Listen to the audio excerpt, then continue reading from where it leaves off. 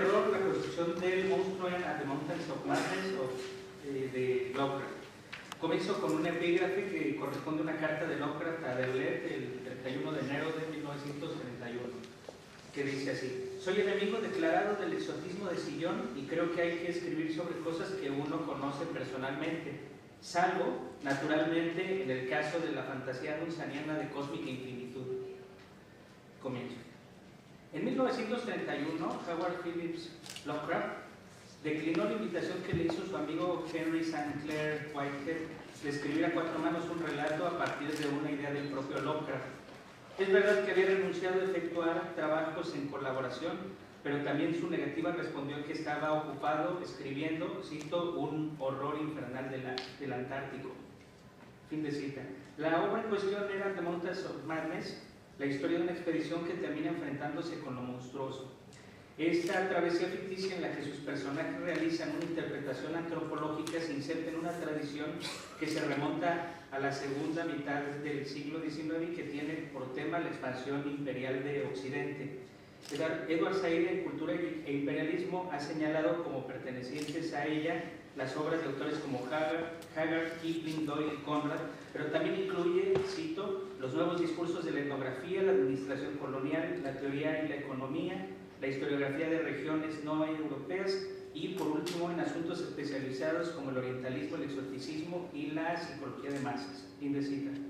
Aunque a diferencia de las aventuras narradas por la gran mayoría de autores mencionados, la de Lovecraft ya no tiene a Inglaterra o a Francia como su centro, sino a los Estados Unidos, y sin embargo comparte un rasgo fundamental con la de sus predecesores, su relación con el imperio.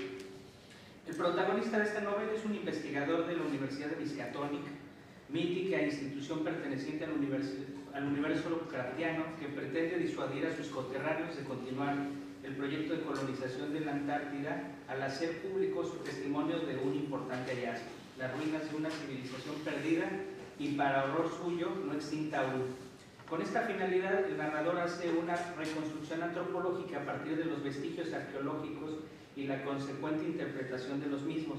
Su método de conocimiento, basado en la unión de algunos elementos sueltos, es acorde con la concepción de horror que Lovecraft expone en The Call of Cthulhu, uno de sus cuentos más conocidos pertenecientes al ciclo de los mitos de Cthulhu, en el cual se inserta a The Mountains of Madness. Cito: a mi parecer no hay nada más misericordioso en el mundo que la incapacidad del cerebro humano de correlacionar todos sus contenidos. Vivimos en una plácida isla de ignorancia en medio de mares negros e infinitos, pero no fue concebido que debiéramos llegar muy lejos. Hasta el momento las ciencias, cada una orientada en su propia dirección, nos han causado poco daño, pero algún día la reconstrucción de conocimientos dispersos nos dará a conocer tan terribles panorámicas de la realidad y lo terrorífico del lugar que ocupamos en ella, que solo podremos enloquecer como consecuencia de tal revelación, huir de la mortífera luz hacia la paz y seguridad de una nueva era de tinieblas. Fin de cita. Uno de los elementos con los que este autor pretende inquietar al lector es el tipo de personajes que elige como protagonistas para sus relatos.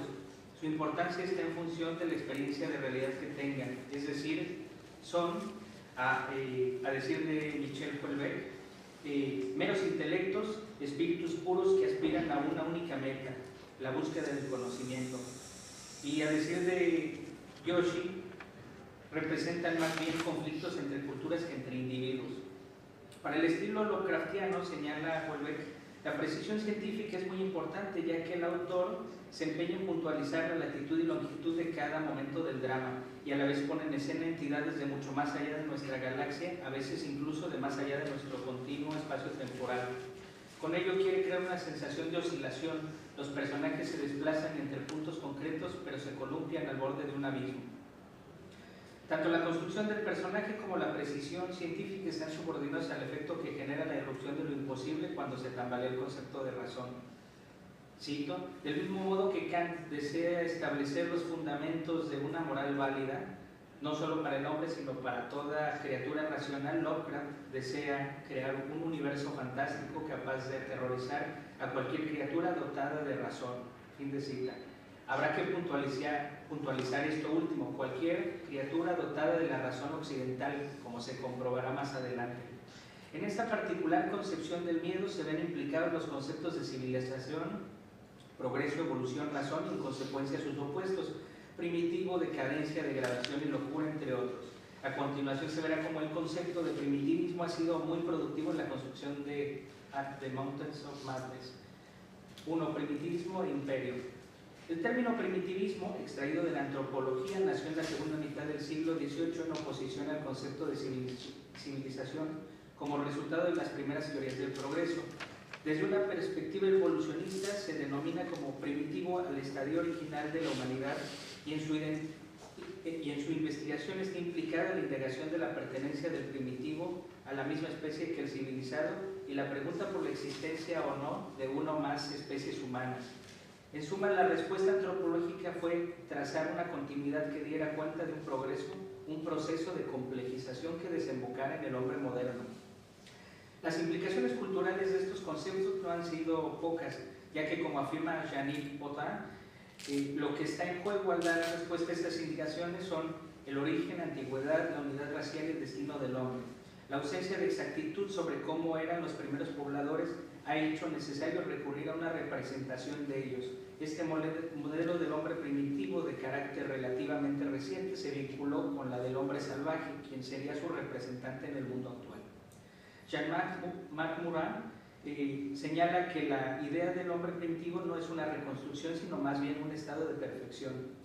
La norma para todos los otros pueblos situados en los peldaños inferiores de la cadena humana, que le ha servido para establecer una jerarquía intelectual que le permite al hombre blanco europeo elevarse sobre las razas inferiores para coronar la creación y la civilización.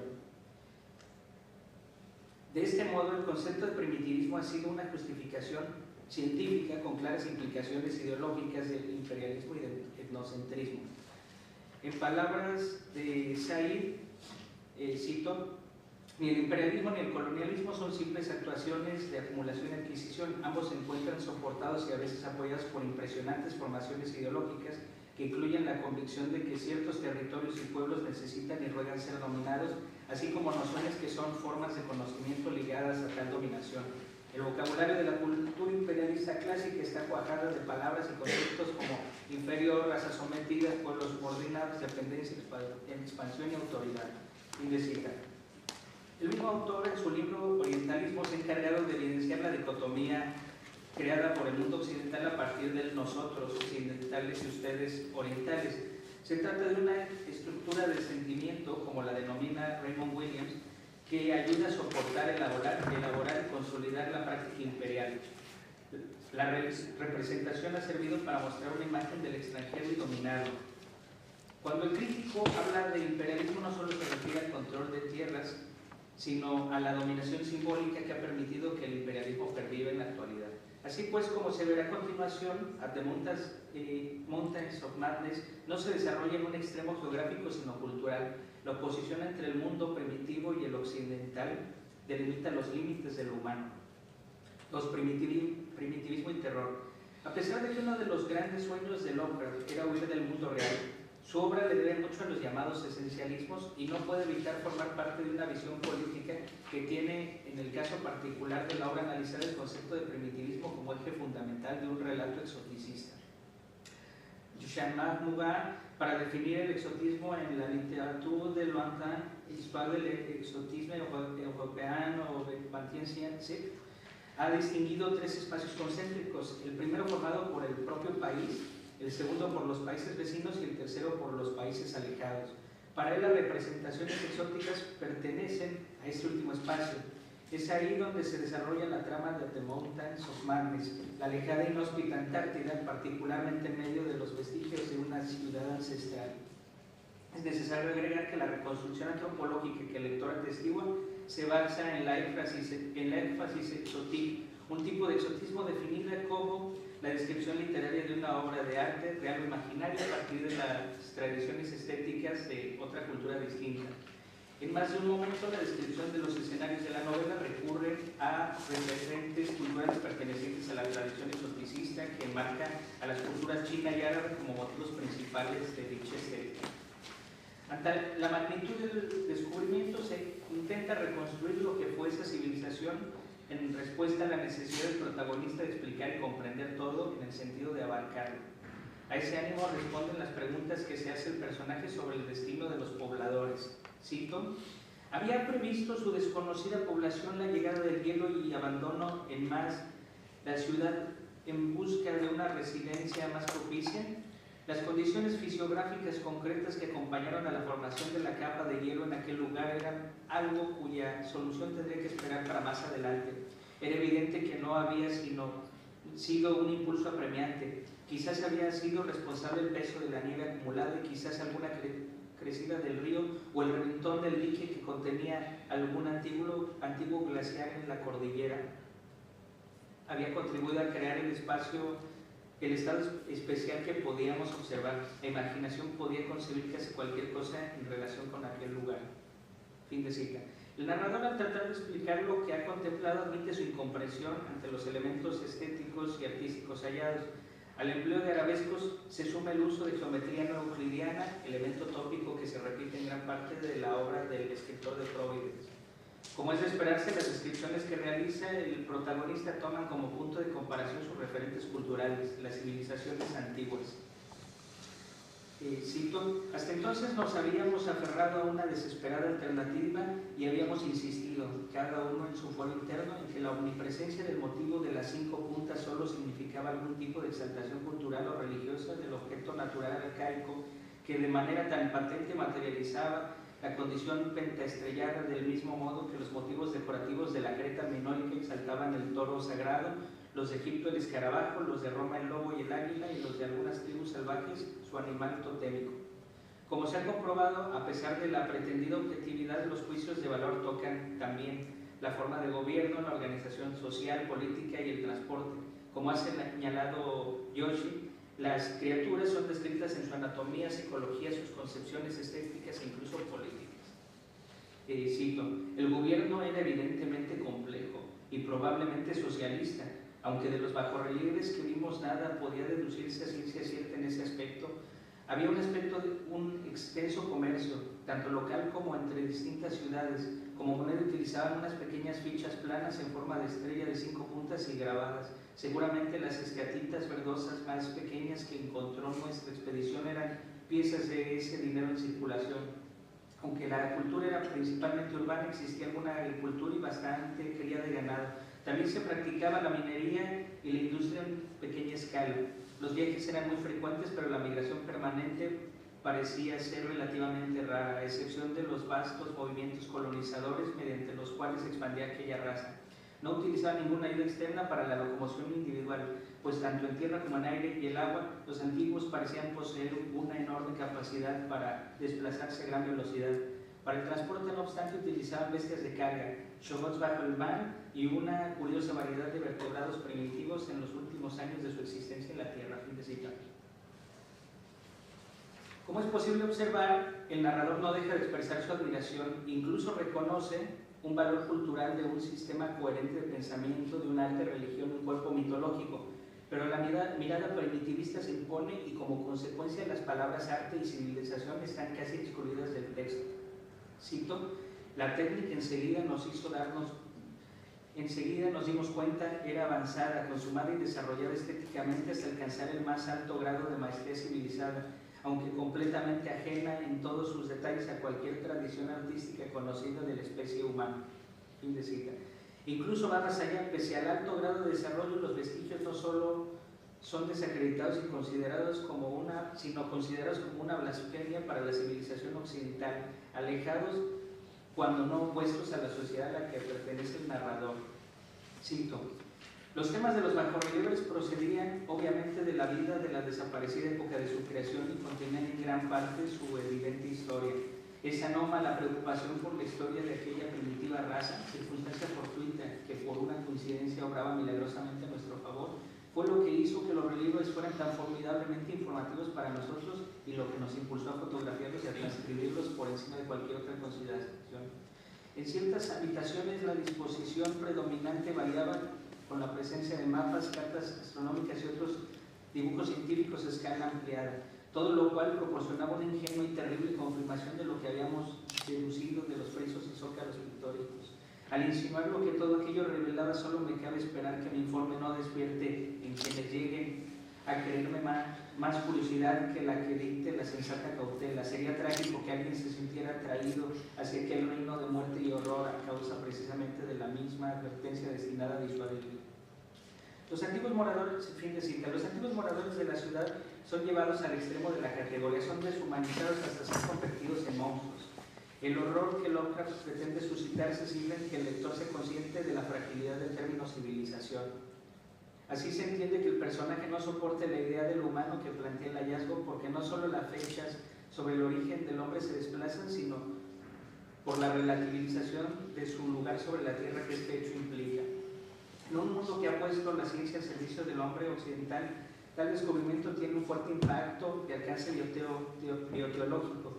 El destronamiento de su lugar privilegiado y su transformación en un títere a merced de fuerzas desconocidas. Nos llamó la atención ver en algunos de los bajorrelieves más recientes y decadentes un mamífero primitivo que andaba arrastrando los pies, utilizado por los moradores terrestres, unas veces como alimento y otras como gracioso bufón, cuyos rasgos vagamente siniestros humanos eran evidentes. Fin de cita. Houellebecq ha visto en la manera en la que Lovecraft trabaja con este tema un reflejo de la relación de explotación que el hombre tiene con los animales y que es posible extrapolar hacia las demás culturas. 3. Imperio y Terror. A The Mountains of Madness comparte con The Heart of Darkness de Joseph Conrad una contradicción intrínseca al imaginario colonial. Ninguno de los dos autores escapa a la colonización del lenguaje. Como señala Said, en el caso de Conrad, el imperialismo ha monopolizado el sistema completo de representación. Del mismo modo, en la narración de Lovecraft, no se le da voz a los habitantes de esa civilización perdida, simplemente se oye Tekeli, una expresión cuyo significado permanece en la misma oscuridad bajo la que se escucha. La descripción del misterioso emisor es muy elocuente al respecto. Cito: estábamos enfrente de la vía, mientras la plástica columna de pesadilla, de fétida iridiscencia negruzca resumaba hacia adelante con fuerza a través de aquella cavidad de 15 pies, alcanzando una velocidad de 1000 demonios y lanzando ante sí en espiral una nube cada vez más espesa del pálido vapor procedente del abismo. Era un ser terrible, indescriptible, mucho más grande que cualquier tren subterráneo, un cúmulo informe de burbujas protoplásmicas ligeramente luminiscentes con míriadas de ojos provisionales que se formaban y deformaban como pústulas de luz verdosa en todo el frente que llenaba el túnel y se dirigía hacia nosotros aplastando a los pingüinos y deslizándose sobre el suelo reluciente que él y los de su especie habían barrido diabólicamente de toda clase de basura. Todavía oíamos aquel horripilante y burlón grito, Tekeli, Tekeli, y finalmente recordamos que los endemoniados shoggoths a los que los antiguos dieron exclusivamente vida, pensamiento y plasticidad para modelar órganos y que no tenían otro idioma que el que expresaban aquellos grupos de puntos, asimismo no tenían más voz que los acentos que imitaban de sus amos desaparecidos. Fin de cita. En el caso de Lovecraft, esta particular forma de describir la monstruosidad no es gratuita. Houellebecq observa que el autor, cito, reduce brutalmente el racismo a su origen esencial y más profundo, el miedo, fin de cita, y atribuye este tipo de representación a la precaria circunstancia del escritor y a su abierta oposición al aumento de inmigración en Estados Unidos. Sprague de Camp rescata afirmaciones reveladoras en su biografía del autor. Cito: la xenofobia de Lovecraft, que se había aplacado, volvió a hacer su aparición. Sus cartas de 1933 contienen muchos ejemplos de sus denuestos antiétnicos. Tronaba contra la extraña y emocionalmente repulsiva corriente cultural y la despiadada empresa de los judíos, contra su supuesto control de los periódicos americanos mediante los anuncios, a consecuencia de lo cual el gusto se ha moldeado insidiosamente de acuerdo con principios no arios. Renegaba de los inmigrantes, a los que llamaba patanes rastreros, mestizos hediondos, bastardos de gueto y escoria, y es de sus propios países cobardes que no pudieron mantenerse a flote entre su propio pueblo. Fin de cita. Más allá de las declaraciones racistas de Lovecraft, es importante destacar que esta novela no es un ejemplo aislado, sino una de las tantas manifestaciones simbólicas que antecedieron a los horrores de la Segunda Guerra Mundial y que dieron forma a angustias muy parecidas a las que Daniel de Cremont encuentra a finales del siglo XIX. Aunque Sprague de Camp señala que The Mountains of Madness marcó un nuevo camino en la obra del autor, no hay que pasar por alto que uno de los monstruos los monstruosos habitantes practican las disecciones de un miembro de la expedición y de un perro, al parecer por curiosidad científica, es imposible de dejar de notar paradojas. Mientras el personaje intenta en vano frenar con su testimonio la expansión colonizadora bajo el argumento de que hay misterios que no deben resolverse, asimismo Lovecraft fracasa en su intento de escapar de la vida. Por lo pronto en esta obra el imperio logra desterrar hacia las montañas de la locura a las criaturas primitivas y anómalas para reforzar la razón eurocentrista y al hombre occidental como única posibilidad de lo humano. Gracias. Muchas gracias, David. Yo creo que lo primero, sin duda, dar las gracias a la organización porque esto es un congreso muy grande. Uno se siente un poco empequeñecido ante tanta autoridad y tanta presencia de gente que ha venido de universidades extranjeras. La verdad es que me sentí muy sorprendido cuando vi el programa. Y bueno, también aprovecho un poco para pediros perdón porque voy a leer la conferencia para ajustarme lo máximo posible al tiempo, es decir, voy a hacer la del rey, el de puesto. No es nuevo. Y voy a comenzar. Efectivamente, el horror primigenio. A ver, ¿qué tengo? Aquí. Así me podéis seguir un poco sin queja. Sí, vale. El horror primigenio de la española, epígonos de Lovecraft en Nueva Dimensión. En la actualidad, Howard Phillips Lovecraft es considerado el padre del terror moderno. Su influencia trasciende de la literatura a otros ámbitos artísticos como el cine, el cómic o los videojuegos.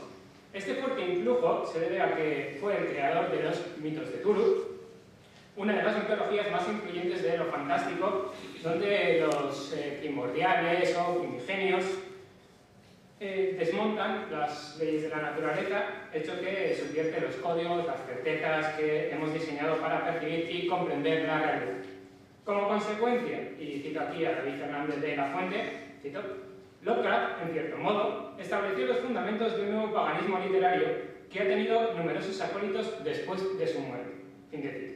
Curiosamente, a pesar de la naturaleza enfermiza, introspectiva y aislacionista, en un momento de su vida, Lovecraft, ante el éxito de sus relatos, tuvo un reducido grupo de seguidores y amigos que conformaron lo que se llama hoy en día el Círculo de Lovecraft. Y aquí voy a seguir a Muñoz Casado para definirlo. Este Círculo de Lovecraft, cito, se debería entender como el grupo de personas que se relacionó artística y personalmente, bien en contacto directo o solo por correspondencia, con H.P. Lovecraft, de forma que, a partir de ese contacto, se suscitó en estas personas una motivación por contribuir de una forma u otra al desarrollo literario de la difusa idea inicial de Lovecraft respecto a los relatos de horror cósmico. Fin de cita. Estos escritores, como Robert E. Howard, Clark Stone Smith, Robert Bloch o August Derleth, que a medida de Lovecraft escribieron textos que se insertarían en esta mitología que creó el escritor de Providence. Quien, en palabras de Alba Vallejo Picado, os dejo ahí un poco la cita, la diferencia más importante entre Lovecraft y otros creadores de pequeñas y grandes mitologías de la historia de la literatura es que él decidió que su sueño de llegar a confundir al lector entre ficción y realidad estaba por encima del dinero y la gloria individual, de modo que invitó a sus amigos, el llamado Círculo de Lovecraft, y a los escritores de la posterioridad a continuar con sus sagas, a inventar otras historias que contuvieran menciones a la suya o a los nombres que él había ido inventando. Los mitos de Cthulhu y de Lovecraft consisten, por tanto, en un sistema abierto, sugerente, que invita a nuevas aportaciones originales, porque es un mundo ficcional indefinido, un mundo impreciso, solo sugerido, donde las piezas dejan interrogantes en el aire. Eso es lo que atrae a que surjan nuevos escritores que participen creativamente de este proyecto y entre ellos podemos contar también con autores españoles. Tras su muerte, la obra de Lovecraft, que estaba dispersa en publicaciones de escasa calidad, en el PAL, como la revista White Tales, fue siendo reunida por miembros de dicho círculo y publicada en libros. Esta es la labor un poco que realizó principalmente su amigo August Derleth, que creó la editorial Arkham House. Y esto a partir de los años 40, y así es como su obra ha ido siendo reivindicada, digamos, en el tiempo. Esta progresiva fama llegó a España en los años 60 cuando empiezan a publicarse traducciones de sus primeros escritos. Al principio figuraba solo como integrante junto a otros muchos autores en antologías centradas en el género del terror, como la que editó Taurus en el año 63 o la colección de acervo narraciones terroríficas también de estos años, de los primeros años 60. Pero ya más tarde sí ocupa su obra la totalidad de los volúmenes publicados. Por ejemplo, El color que cayó del cielo, editado por primera vez en España por Minotauro en 1974, En las montañas de la locura lo publicó Seix Barral en 1968, el caso de Charles Dexter Ward, también Barral en el año 71, el Necronomicon, que es una antología, Barral en el año 74, e incluso Viaje al otro mundo, ciclo de aventuras oníricas de Randolph Carter, en el año 73 por Alianza Editorial.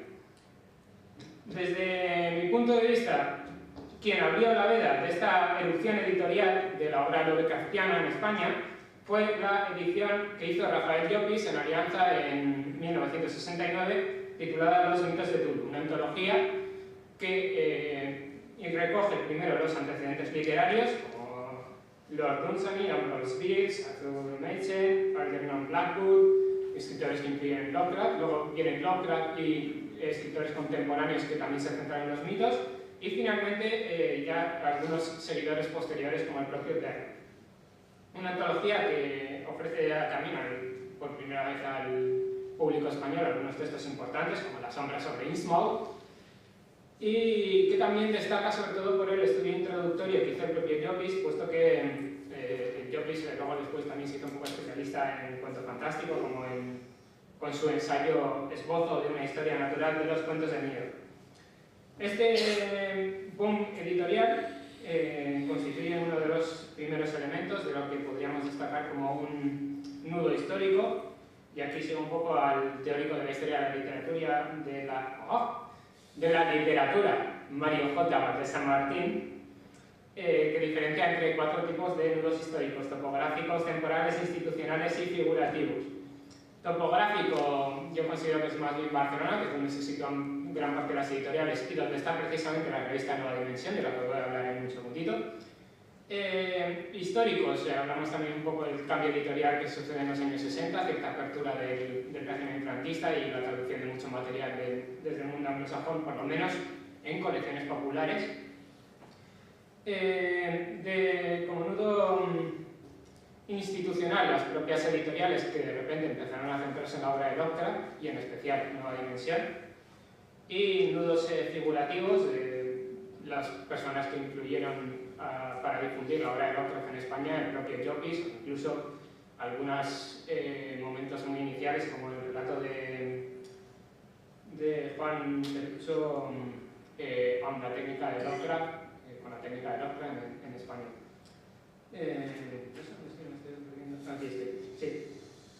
Como decía, Nueva Dimensión juega un papel fundamental en la difusión de la obra de Lovecraft, porque en sus páginas dio cabida a varios de los cuentos, pero también incluyó de vez en cuando relatos de los escritores españoles, y también porque pone en contacto a todos los aficionados españoles mediante una sección de correspondencia.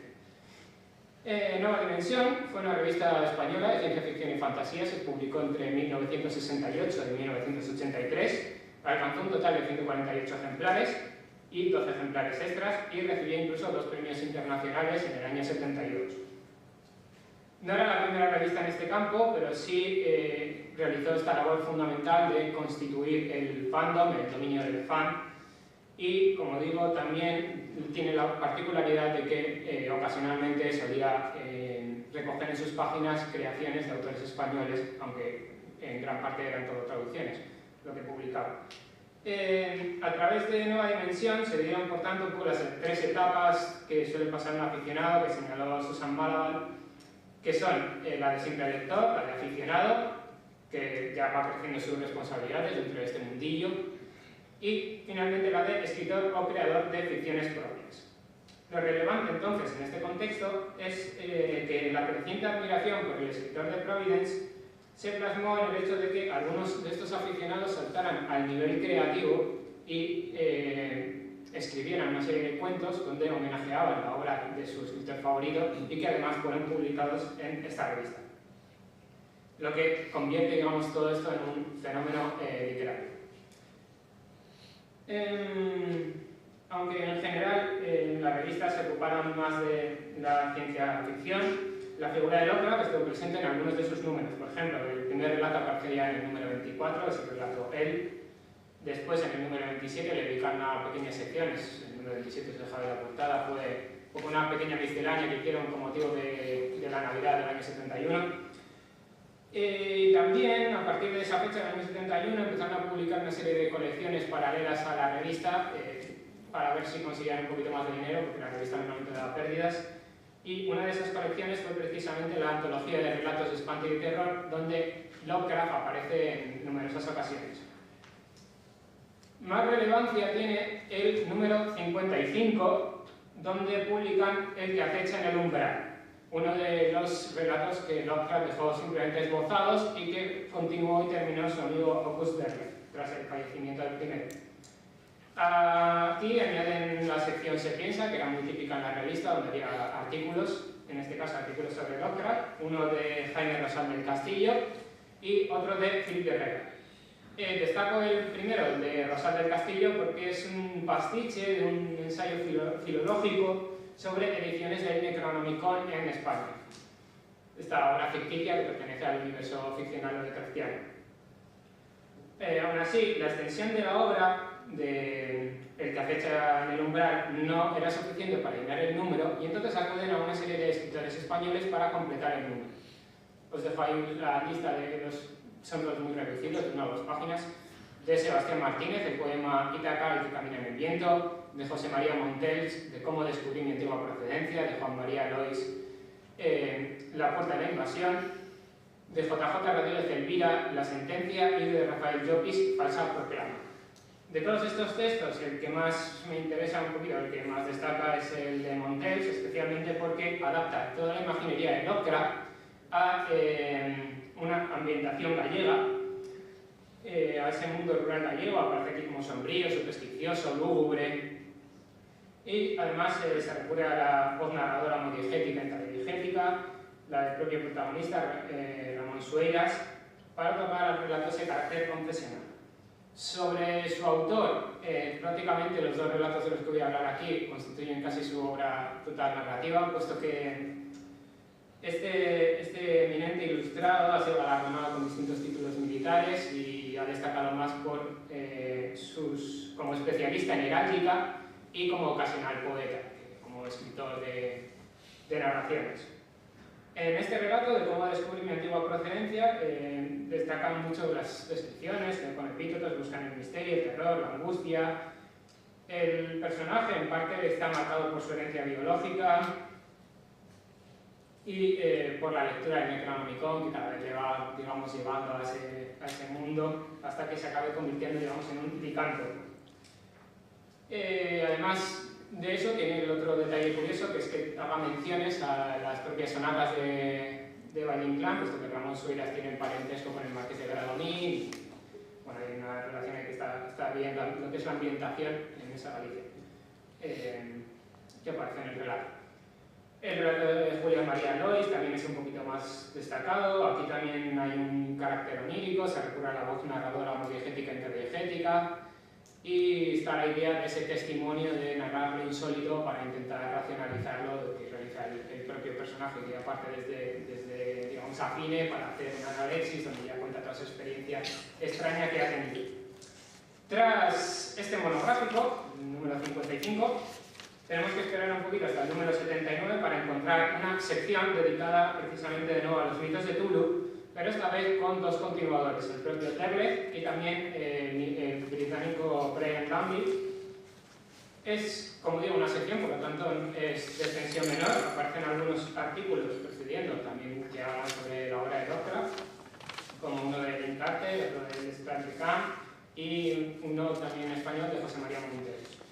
El de Montels es muy parecido al que he citado antes de Rosal del Castillo, también es un pastiche que habla nuevamente de bibliografía ficticia sobre el universo ficcional lovecraftiano. De cara a esta conferencia, lo que más me interesa son los dos cuentos que se publican en esta sección de autores españoles. El primero es La caravana de Graham, de Jaime Rosal del Castillo, os dejo ahí una foto para que veáis cómo es este señor. Y el otro es el manuscrito del doctor Varela de Montes. El primero tiene mucha relación, el de Jaime Rosal del Castillo, tiene mucha relación con el relato de Lovecraft, La ciudad sin nombre, que es un cuento germinal de los propios mitos. Sobre su autor, sobre Jaime Rosal, simplemente indicaros que es periodista y escritor, que fue uno de los primeros promotores del fandom, que colaboró estrechamente con la revista y que también publicó algunas novelas en estos años como Si Sabana o Poleros. En concreto, este relato se centra un poco en la descripción del viaje y de los viajeros, de los nómadas del desierto que pasan cerca de esta ciudad, que es una ciudad, digamos, donde están los primigenios y tienen que evitar. Entonces, el relato se centra mucho en este viaje. Más relevancia tiene para mí el relato del manuscrito del Dr. Varela, puesto que Montells vuelve a retomar muchos de los elementos del anterior relato. Y de nuevo volvemos a tener una ambientación gallega. Tenemos aquí además el recurso al manuscrito encontrado, puesto que son unos documentos, un testimonio sobre el hecho fantástico que ha dejado el Dr. Varela en un psiquiátrico antes de morir. Aquí tiene toda una presentación de lo que es la aldea de Beriño, es una especie de bosque como fantástico, todos los epítetos propios del género de lo fantástico que van introduciendo en la atmósfera, el personaje que también es otro Sueiras, el pazo de los Sueiras, el que está aislado, el que tiene también este carácter ya fatalista desde que aparece en escena dentro del cuento, y cómo el doctor se va introduciendo dentro de este elemento fantástico que está dentro del pazo. Yo creo que voy a hacer leo una pequeña cita para que veáis este parentesco que hay con la propia obra lovecraftiana, y cito un poco aquí. Sonó entonces un difuso ronquido y durante un tenebroso momento vislumbré un viejo paisaje de un mundo paralelo libidinosamente antiguo. Un extraño paisaje gelatinoso donde yacía el cuerpo sin vida de mi amigo don Carlos Sueiras. Y aquí aparecen ya muchos de estos adjetivos que suelen también ser muy comunes dentro del propio Lovecraft, que nos aparecen en los fragmentos que ha comentado mi compañero. Aparecen muchos elementos de la escritura de Lovecraft en este relato de Montells. Por ejemplo, la atmósfera siniestra, el abuso de adjetivos, los principios lentos, el protagonista suicida en el sentido que se encamina directamente al peligro de forma inconsciente, la importancia de los sonidos o la narración homodigética interdigética. Posteriormente, a este número 79, hasta la desaparición de la revista, se han encontrado ya dos relatos más de escritores hispanohablantes que se emparentaran con los mitos de Cthulhu. El primero es el mito del retorno, de Roberto F. Morales, que aparece en el número 108. Sobre su autor, los editores perdieron una información personal que había juntado al relato cuando lo envió a la redacción, y lo único que supieron decir de él es que era argentino. El escrito es una parodia sobre el despertar de Cthulhu en el Río de la Plata. El humor aparece en numerosos elementos, por ejemplo, este despertar está retransmitido vía satélite, y además de la retransmisión está auspiciada por nada más y nada menos que jabón de espumita. Es decir, es como el fin del mundo también está sponsorizado. Y ya el siguiente relato es El horror sin nombre, de Javier Redal. Una fotilla ahí de cómo es Javier Redal. Que este aparece en el número 136, que se dedicó íntegramente a escritores españoles.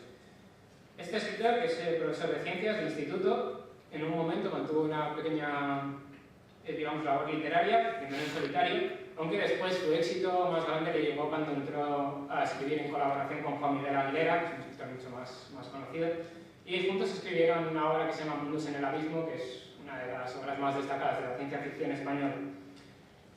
Javier Redal, en este primer momento, que escribe en solitario, escribe sobre todo relatos homenajeando a los autores que a él le gustaban o que él admiraba, y en este caso lo que hace es homenajear a Lovecraft. Lo interesante de este relato, que es El horror sin nombre, es que Redal consigue actualizar ese terror cósmico lovecraftiano al circunscribir al propio Lovecraft como un personaje dentro del propio relato, es decir, al ficcionalizar al personaje histórico, con lo cual se confunde el nivel de confusión entre la realidad empírica del lector y esa suprarrealidad fantástica es mucho mayor. Es en cierto modo también un poco una estrategia que casi se acerca, salvando las distancias, a la mimesis postmoderna, es decir, a esta incapacidad de diferencia entre realidad e imagen de realidad. Como conclusión, el principal valor de estos relatos españoles reside en su naturaleza como fenómeno literario. Los cuentos aquí tratados constituyen un corpus textual que hasta el momento tampoco había recibido atención académica, pero que reflejan el temprano éxito que tuvo Lovecraft en España. Esta decena de cuentos entraña el germen de una escuela nacional de autores que seguían el molde fantástico del padre del terror moderno. H.P. Lovecraft, valiéndose de la mitología que esbozó del padre del terror moderno, H.P. Lovecraft, valiéndose de la mitología que esbozó en sus escritos, los mitos de Cthulhu. Además, estos escritores suponen una primera fase dentro de una tradición de los mitos de Cthulhu, que digo, y que podemos señalar que continúa con obras posteriores como la antología de relatos que están en catalán, Lovecraft del grupo Ophelia Drax, o novelas más recientes como el Club Lovecraft de Antonio Lázaro o Providence de Juan Francisco Ferrer, que tienen relación con el escritor de Providence. Es verdad que quizá estos tempranos seguidores de Lovecraft, de los que he venido hablando, que aparecieron en las páginas de Nueva Dimensión, no alcanzaron una aceptable cota literaria, pero fundar la base de una tradición literaria les otorga un papel simbólico dentro de un movimiento literario que aún está sin investigar en profundidad, que es la trascendencia e influencia de Lovecraft en las letras hispanas, y que espero que estos días sirvan para arrojar un poquito de luz sobre este pequeño misterio de la literatura. Gracias. Muy bien, sí, muchas gracias. Pues es un gusto estar en esta mesa y en este congreso. H.P. Lovecraft y Emiliano González, dos cuentos sobre Cthulhu. Trabajo que presentamos, ya lo dijo el doctor David Roas con el maestro René Vázquez. La narrativa de Howard Phillips Lovecraft ha ejercido un considerable influjo en la literatura universal al promover el ciclo de los mitos de Cthulhu, ficciones con una fuerte raigambre mítica basadas en la existencia de dioses primigenios, todos ellos monstruosos, sobresaliendo el imponente Cthulhu.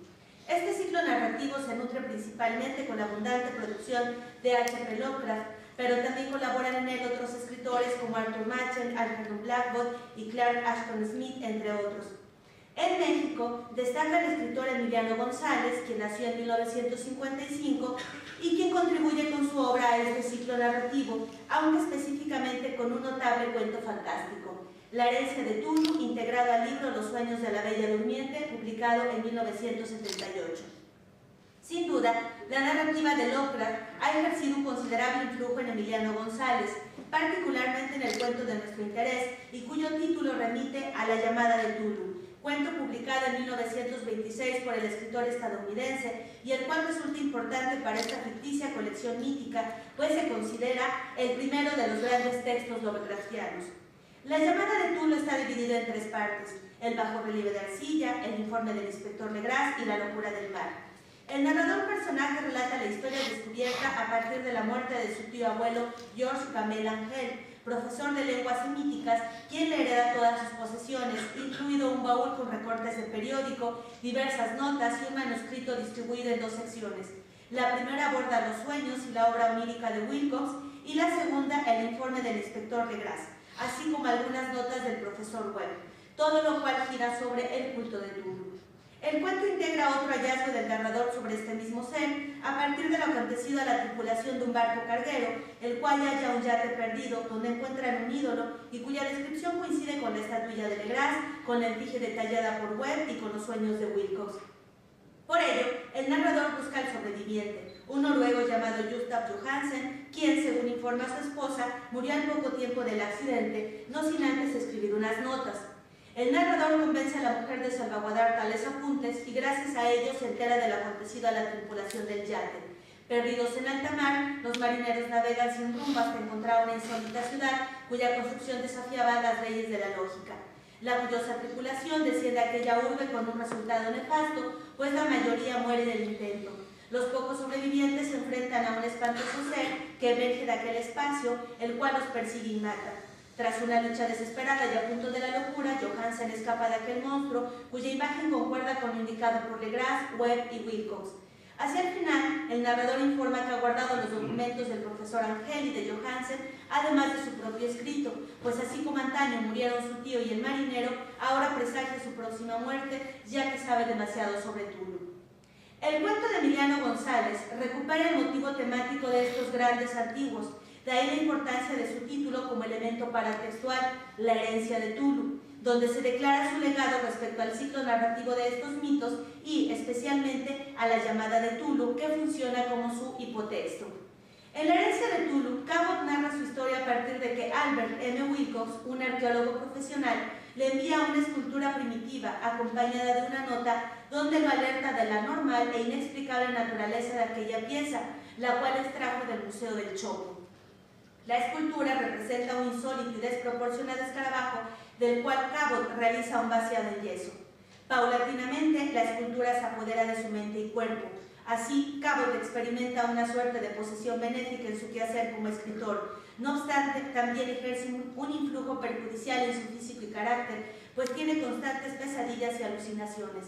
Ante ello, Cabot investiga la naturaleza de aquel escarabajo en libros antiguos y herméticos, especialmente en el Necronomicron de Abdul al-Harred, donde descubre que la efigie representa a una raza de escarabajos cuya mente es apropiarse de la mente y del cuerpo de los hombres como un vaticinio del regreso del gran dios Tulu. Por este motivo, Cabot incendia su estudio y se recluye en un manicomio, desde donde relata la imposibilidad para eliminar a ese ser que lo posee lenta e ineludiblemente. Hacia el final, Cabot alude a la afamada obra de Kafka, La Metamorfosis, como presagio de lo que está por acontecerle. Hipertextualmente, el cuento de Emiliano González deviene pastiche de la llamada de Tulu de H.P. Lovecraft, en tanto su objetivo es imitarlo.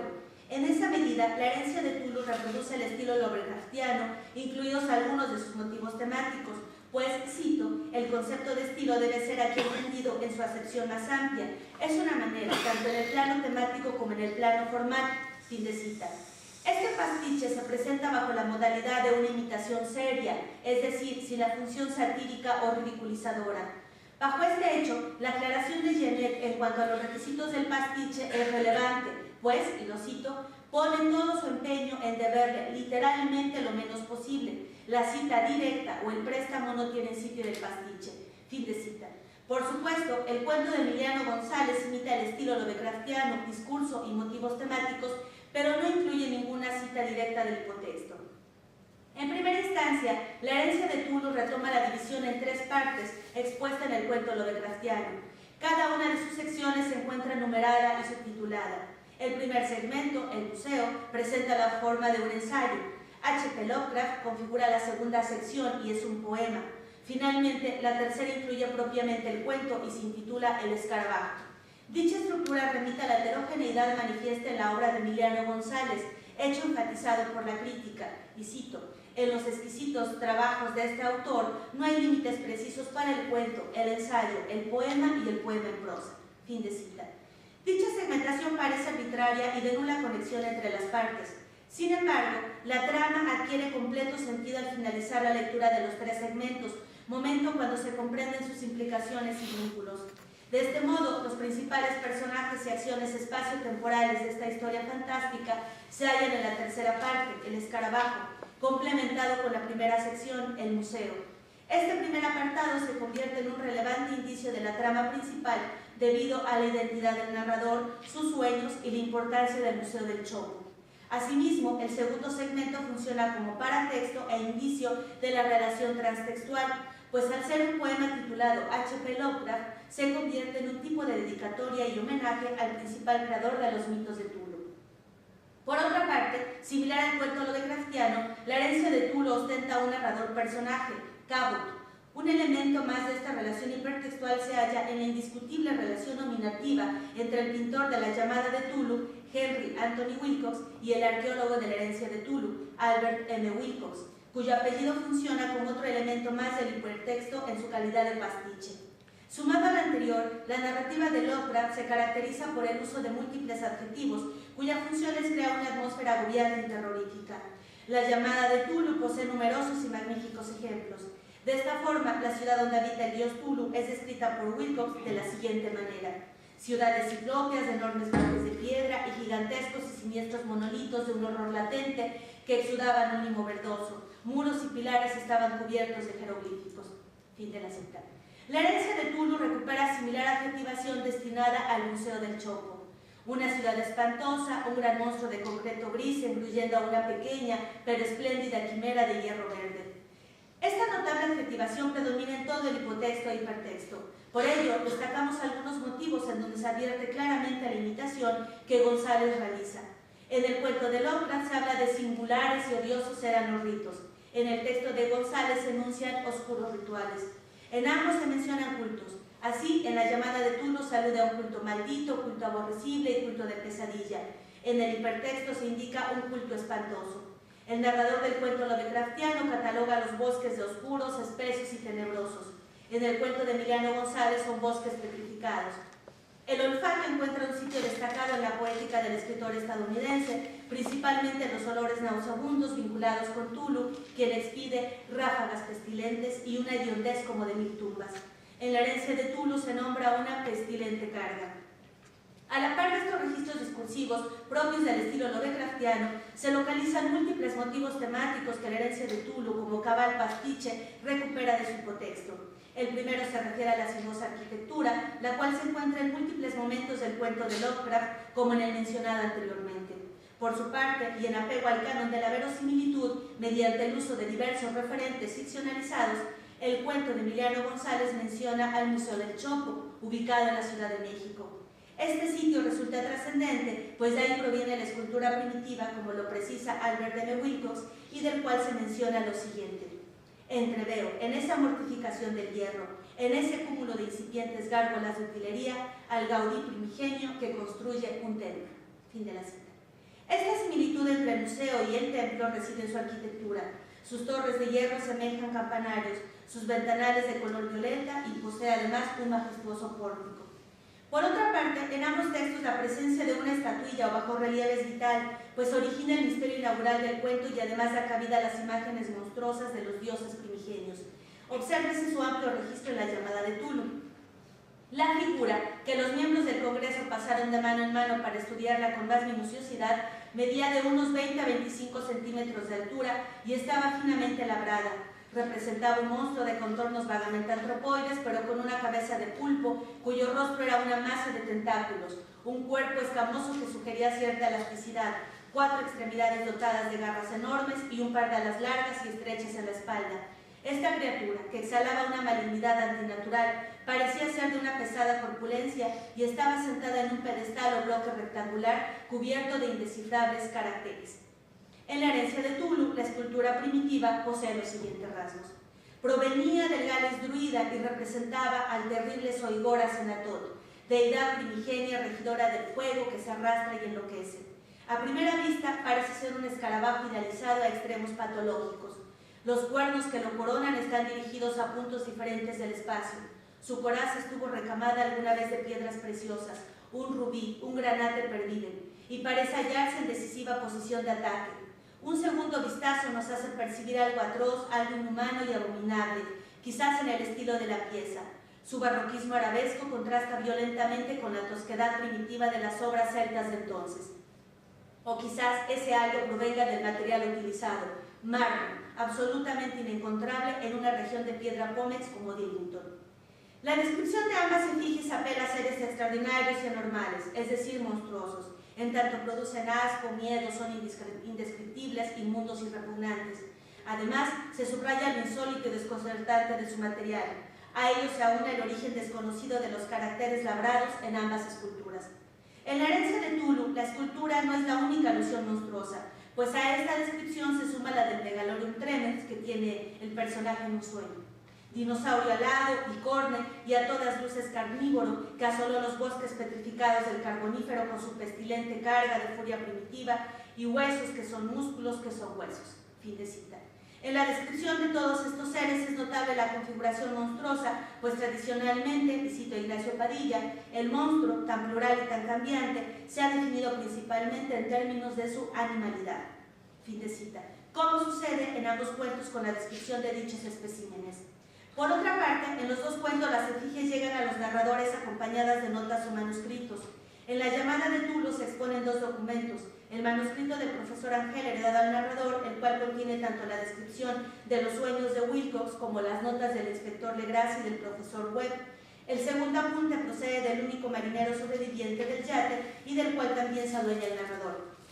Por su lado, en el cuento de Emiliano González se menciona un escrito proveniente del profesor Albert M. Wilcox, quien envía la escultura acompañada de una nota. Los descubrimientos de ambos narradores se tornan angustiantes, pues los aberrantes seres representados en dichas estatuillas pertenecen a los grandes antiguos. El cuento de Lovecraft otorga una clara explicación de ellos. En el texto de Emiliano González también se recupera este motivo, y lo cito: las discordias sostenidas entre dioses primigenios, dioses ante cuya D mayúscula Dios nuestro Señor no tiene nada que hacer, el castigo de unos, la huida de otros y la manera ritual de liberar a los que todavía esperan, durmiendo un sueño parecido a la muerte, la hora de la venganza. Fin de la cita. Otro aspecto trascendente de estos grandes antiguos es su origen estelar. Por ello, a su debido tiempo, los astros influirán en su regreso, tal como se indica en la llamada de Tulo.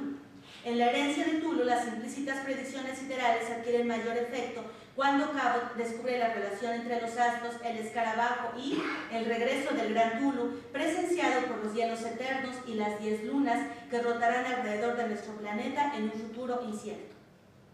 Estos seres monstruosos de origen extraterrestre se apegan al canon supuesto en su naturaleza, en tanto parecen intelectualmente mejor dotados que los humanos. La escultura del cuento de Emiliano González lo ejemplifica a la perfección por el sobrenatural influjo que ejerce desde el principio sobre Cabot, y cito: constituye lo que podría llamarse la etapa de influencia benigna del escarabajo, entrecomillo el adjetivo porque hay en él cierta contradicción. En sentido de creatividad, la influencia era positiva, pero hablando del carácter de las vibraciones, creo que ni el mismo Dr. Frankenstein habría temblado tanto ante su propia creación como yo lo hice ante las mías. En esa medida, la escultura como cabal monstruo evidencia que el solo contacto con ella puede ser mortal, pues representa una amenaza física y cognitiva. Este dominio del escarabajo se relaciona con el tema todoroviano del yo, precisado en la inversión de sujeto en objeto, pues gradualmente Cabot pierde autonomía frente a la escultura. La ambigüedad aumenta de forma progresiva, pues lo que comienza siendo una inversión de sujeto en objeto se transforma en la posibilidad de un yo coexistiendo con un otro. Esta posibilidad se concreta en dos categorías predicativas indicadas por Rosalba Campra: lo concreto no concreto y lo humano no humano. De este modo, la escultura tiene una forma precisa, semeja a un escarabajo, pero atesora una proyección desconocida e inacible. Esta ambigüedad entre lo concreto y no concreto también se revela en la llamada de Tulo de Lovecraft. Ambos constructos se apegan a lo monstruoso, pues como lo indica Lucian Boya, estos seres trascienden las realidades materiales del espacio y el tiempo. Telepatía, clarividencia, conocimiento del porvenir, capacidad para escapar de la envoltura carnal, viaje en el tiempo, por el espacio, por el más allá, están implícitas en su naturaleza. Ante esta ominosa posibilidad, Cabot investiga en diversos libros la índole de esta escultura. El acervo consultado incluye el Necronomicron, libro ficticio adjudicado al árabe loco Abdul al-Harrer y motivo temático imprescindible de la poética lovecraftiana y del ciclo narrativo de los mitos de Tulo. Dicho libro está claramente enunciado en el hipotexto. Por su lado, la herencia de Tulo menciona el objetivo del ser representado en la escultura mediante una descripción que integra este libro y que adopta al final la trascendencia de una literalización, pues la imagen representa a una rara especie de escarabajos dotados de razón e inteligencia, quienes van a suplantar al hombre, robando primero su espíritu, luego su ropaje carnal. Un elemento más en la relación hipertextual se halla en el final sombrío expuesto en ambos cuentos. El narrador de la llamada de Tulo termina con estas palabras: ruego que si no sobrevivo a este manuscrito, mis albaceas cuiden de que la prudencia sea mayor que la audacia e impidan que caiga bajo otros ojos. En el cuento de Emiliano González, Cabot concluye con el siguiente mensaje: el final es inminente. pero me resisto a terminar esta narración con la misma frase que el señor Kafka utilizó para iniciar una de las suyas. No es difícil adivinar cuál. Fin de cita. Al concluir con una alusión a la obra kafkiana y con puntos suspensivos cual irresoluble silencio, La herencia de Tulu plantea un final abierto y ambiguo, pues por un lado deja entrever la posible locura del personaje, estar recluido en un manicomio, pero también la certera y funesta posibilidad de su descubrimiento, cuyas repercusiones, previstas en su mutación, afectarían no solo al personaje, pues existe la leve pero siniestra contingencia de que su futuro sea el mismo para toda la humanidad debido a ese ser monstruoso con quien era establecido contacto. Por tanto, ambos narradores personajes presienten su próxima desaparición, ya sea por la muerte o por su metamorfosis en algo no humano, y para ello recurren a la escritura como un legado de tal revelación. En el caso de la herencia de Tulu, el dios o Igor Azenatot se revela más siniestro pues representa el grado extremo de lo monstruoso al tener como objetivo el suplantar completamente al hombre adquiriendo su apariencia, lo cual implica una simbólica antropofagia, y en esa medida, como lo expone Ignacio Padilla, cito, resulta difícil encontrar en nuestro imaginario un solo monstruo que no esté vinculado de un modo u otro con la decoración. Fin de cita. Así, el terrible escarabajo pretende adoptar la forma humana y con ese indumentario suplantar al hombre, en cuanto Tulu irrumpa de nueva cuenta en este mundo. Sin ninguna duda, el cuento de Emiliano González deviene magnífico pastiche de la llamada de Tulu, incluida la adjetivación arrolladora y la carga ominosa e ineludible cuida el ciclo narrativo de estos mundos. Por estas razones, la herencia de Tulu evidencia su singularidad en la imitación, proceso nada sencillo pues exige el talento y la habilidad de un escritor apasionado, poseedor de un innegable don narrativo como lo es Emiliano González. En conclusión, ambos cuentos establecen un diálogo narrativo en donde impera el gran dios Tulu, mítico personaje que expone la importancia del monstruo en nuestra humanidad, pues definitivamente los monstruos, como constructos estéticos, permiten atenuar la angustia y el miedo al incierto, dotándole de rostros imaginarios. Bajo ese enfoque, los dos textos exponen una máxima ineludible indicada por Ignacio Padilla. El monstruo nos acompaña, nos asiste y nos pertenece desde siempre. ¿O acaso sea mejor decir que nosotros pertenecemos al monstruo? Universal, prevalente, ubicuo, viral y asombroso, el monstruo encarna el poder refinador que la imaginación ejerce sobre el combustible para. Fin de cita. Y en esa medida, el cuento de Emiliano González, heredero de la poética lovecraftiana, revela esa necesidad y trascendencia literaria gracias a seres monstruosos donde, sin ninguna duda, Tulu y su pléyade de allegados desempeñan un rol fundamental. Gracias.